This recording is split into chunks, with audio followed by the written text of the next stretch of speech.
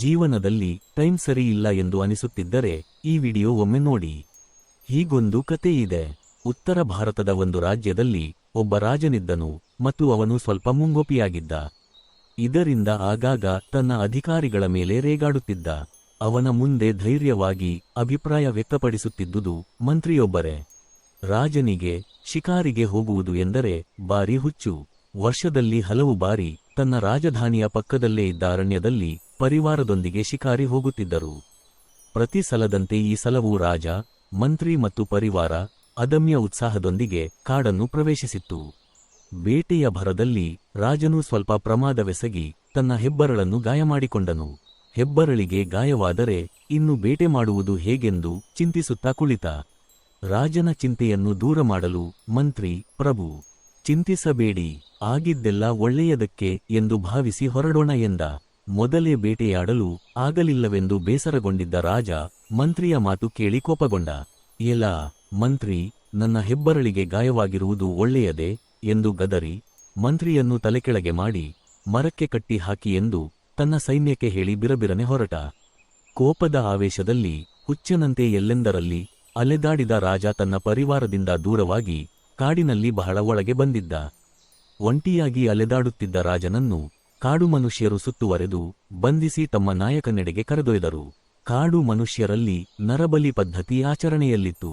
ರಾಜನನ್ನು ಬಲಿ ಕೊಟ್ಟಲ್ಲಿ ತಮ್ಮ ದೈವ ಬಹಳ ಪ್ರಸನ್ನವಾಗುತ್ತದೆಂದು ಅಂದೇ ಬಲಿಗೆ ಸಿದ್ಧತೆ ಮಾಡಿದರು.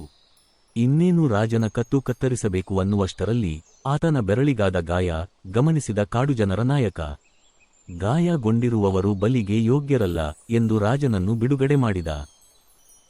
ಸಾವಿನ ದವೆಡೆಯಿಂದ ಪಾರಾದ ರಾಜ ಈಗ ಬದಲಾಗಿದ್ದ.